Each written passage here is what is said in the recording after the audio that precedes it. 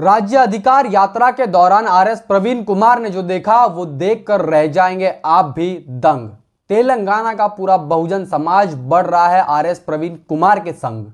जी हाँ साथियों, मैं हूं हितेश और आप देख रहे हैं द थिंक। अपनी राज्याधिकार यात्रा के दौरान आरएस प्रवीण कुमार सर जिस तरीके से बहुजनों को जागृत करने के लिए हमेशा से ही गली गली में जा करके लोगों को बहुजन विचारधारा तक जोड़ने का काम कर रहे हैं, और इसी दौरान आरएस प्रवीण कुमार सर को कुछ ऐसी बात दिखी, कुछ ऐसा दिख गया जिसके वजह से आरएस प्रवीण कुमार सर ने वह खबर और उस बात को सीधा बहुजनों के साथ में सोशल मीडिया पर शेयर किया है। ट्विटर पर उन्होंने इस खबर के साथ में इस खबर को शेयर करते हुए लिखा है कि तेलंगाना के कथलपुर गांव में एक घर के दीवार पर यह लिखा गया था कि अगर वोट देंगे तो हमेशा हाथी को ही देंगे। और इसी बात से आरएस प्रवीण कुमार सर भावुक हो गए और तुरंत उन्होंने ये जो ट्वीट है, इस ट्वीट को उन्होंने सोशल मीडिया पर शेयर कर दिया है। तो समझ सकते हैं कि बहुजनों की राजनीति को मजबूत करने के लिए जिस तरीके से आरएस प्रवीण कुमार सर तेलंगाना के गली गली में घूम रहे हैं, लोगों से बातचीत कर रहे हैं और लोगों का प्यार देख करके, आपने इसके पहले भी कई ऐसे वीडियो देखे हैं जहां पर आरएस प्रवीण कुमार साहब हमेशा से ही गरीबों, मजलूमों, विद्यार्थियों और जितने भी शोषित वंचित समाज के लोग हैं उनकी बातों को समझने की और सुनने की कोशिश कर रहे हैं। उत्तर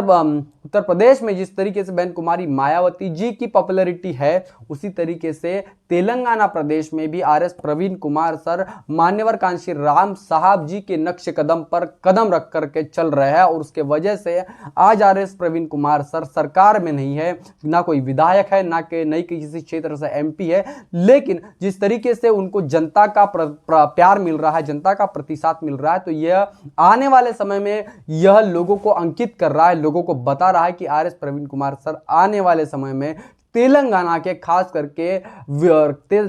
करके तेलंगाना की राजनीति में किस तरीके से बहुत बड़ा परिवर्तन ला सकते हैं। इसके पहले भी हमने आरएस प्रवीण कुमार सर की कई खबरें आपको दिखाई जहां पर आरएस प्रवीण कुमार सर खुद ऐसे लोगों से बात कर रहे हैं, लोगों को खाना तक खिला रहे हैं, लोगों को किताबें भी बांट रहे हैं, लोगों को एजुकेशन सेक्टर के बारे में इतनी अवेयरनेस, उन्होंने खुद का उनका पर्सनल ऐसे कई संस्थान है जहां पर उन्होंने शिक्षा को लेकर के बहुत बड़ी बड़ी बदलाव उन्होंने अपने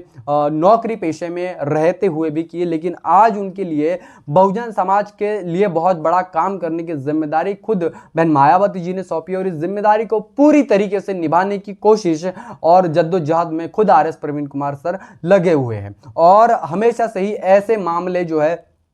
आरएस प्रवीण कुमार सर जब भी उनको बहुजनों से जुड़ी हुई किसी अनोखी चीज उनको जब दिखती है तो सोशल मीडिया पर, ट्विटर के माध्यम से, इंस्टाग्राम के माध्यम से वो इन चीजों को शेयर करते हैं। शिवाजी महाराज की जयंती को लेकर के भी उन्होंने देश के तमाम बहुजन समाज के लोगों को बधाइयां दी, और छत्रपति शिवाजी महाराज का जो काम है, बहुजनों की जो विचारधारा को लेकर के छत्रपति शिवाजी महाराज ने जिस तरीके से बहुजनों को मजबूत करने के लिए स्वराज की निर्मित की, 18 पगड़ जातियों को लेकर के, मावलों को लेकर के जिस तरीके से स्वराज को बनाने का काम किया, और उसी तरीके का काम जो है तेलंगाना में खुद आरएस प्रवीण कुमार सर करेंगे, ऐसी बात भी उन्होंने कही है। साथ ही देश के तमाम जितने भी लोग हैं जो हमेशा से ही संविधान के खिलाफ में बात करते हैं, उन लोगों को हमेशा से ही उन्होंने बोला कि जब तक इस देश में अम्बेडकरवादी आंदोलन को जिंदा रखने वाले लोग हैं, जब तक इस देश में बहुजन समाज पार्टी के विचारधारा के ऊपर विश्वास करने वाले लोग हैं, तब तक इस देश को हिंदू राष्ट्र नहीं बना सकते। यह जो बात है आरएस प्रवीण कुमार सर ने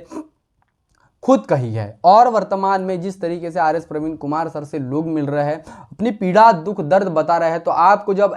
ये जो तस्वीरें जब आप देखते हैं तो आपको भी यह प्रतीत होगा, महसूस होगा कि किसी व्यक्ति के साथ में अगर ये ऐसी चीजें होती है तो उसकी पॉपुलैरिटी किस तरीके से हो सकती है। आपने नायक जो पिक्चर है वो देखा होगा। नायक पिक्चर में जिस तरीके से अनिल कपूर को एक चांस दिया जाता है और उसके बाद में अनिल कपूर की पॉपुलैरिटी जिस तरीके से बढ़ जाती है, तो उस तरीके का ही काम जो है नायक पिक्चर का जो एक नायक रहता है, एक हीरो रहता है, उस तरीके का वास्तविकता में नायक जो है तेलंगाना में आरएस प्रवीण कुमार सर है, ऐसा हम बोल सकते हैं। क्योंकि लोग रास्ते पर आकर के उनके साथ में अपनी पीड़ा शेयर करते हैं, कॉलेज स्कूलों में जा करके वो बच्चों से बात करते हैं, जितने भी लोग हैं बहुजन समाज के मजदूर लोग, खास करके गरीब तबके के लोग जब उनसे बात करते हैं तो एक अपनापन आरएस प्रवीण कुमार के नजर में उनको दिखता है। एक अपना बड़ा भाई होने के नाते वो अपनी तकलीफ और दुखों को शेयर करते हैं। और जिस तरीके से मान्यवर साहब कांशी राम की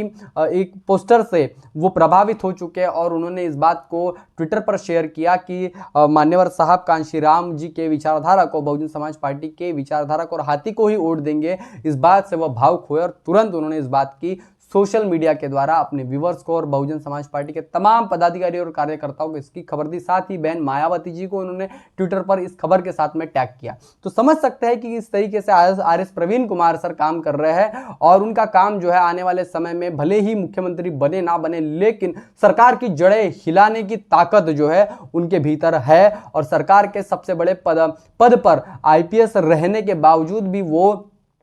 उन्होंने इतना बड़ा एजुकेशन सेक्टर में काम कर दिया। सोचिए अगर वह व्यक्ति तेलंगाना का सीएम अगर बन जाता है तो तेलंगाना का नजरिया कुछ उत्तर प्रदेश में जैसे बहन जी की सरकार आई थी उस तरीके का वो आदर्श राज्य तेलंगाना को बनाने की वो चाहत रखते हैं। और इसीलिए आने वाले समय में तेलंगाना में घर घर तक बहुजन समाज पार्टी की विचारधारा, बहन मायावती जी की नीतियों में विश्वास रखते हुए महापुरुषों के विचारधारा को लोगों तक के किस तरीके से पहुंचाना है, इसकी पूरी जद्दोजहद में वह काम कर रहे हैं। पूरी 18 घंटे काम जो वो कर रहे हैं, जैसे मोदी जी बोलते कि मैं 18 घंटे काम करता हूं, तो ये एक मिथक है, लेकिन वास्तविकता में सुबह 6 बजे वो घर से निकलते हैं और रात के 12 से देर रात तक जब वो घर आते हैं, उन्होंने अपने इंटरव्यू में बताया कि मैं इस तरीके का मेरा शेड्यूल बना हुआ है और इस तरीके से मैं अपने कामों में बिजी रहता हूं, व्यस्त रहता हूं। तो सोच सकते हैं कि किस तरीके से काम करने के लिए जब से उन्होंने बहुजन समाज पार्टी का दामन थामा है पिछले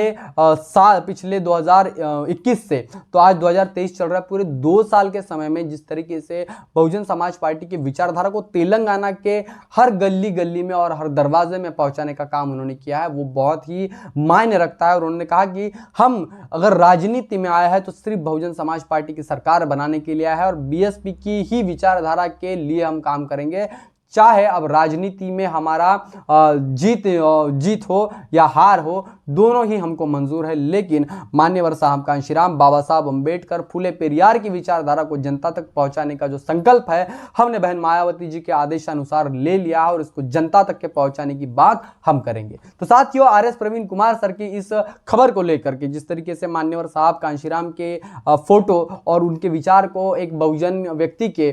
घर के ऊपर उन्होंने जब पढ़ा देखा तो इस बात को लेकर के उनको खुशी भी हुई और एक भावुकता उनके दिल में आ गई। तो इस बात को लेकर के आप क्या सोचते हैं? बहुजन समाज पार्टी तेलंगाना प्रदेश में क्या कर सकती है आने वाले चुनाव में? के चंद्रशेखर राव की सरकार कितना आरएस प्रवीण कुमार की विचारधारा से जुड़ी हुई जितने भी लोग हैं या फिर बहुजन समाज पार्टी से वो कितना डरती है? तो इस बात को लेकर के आप क्या सोचते हैं? आपकी क्या राय है? कमेंट करके जरूर बताएं। बने रहे द थिंग के साथ में, तब तक के लिए जय भीम, जय भारत। बहुजन विचारधारा को घर घर तक पहुंचाने के लिए हमारे YouTube चैनल को सब्सक्राइब करें, लाइक करें, कमेंट करें, शेयर करें और बेल आइकन की घंटी दबाना ना भूलें।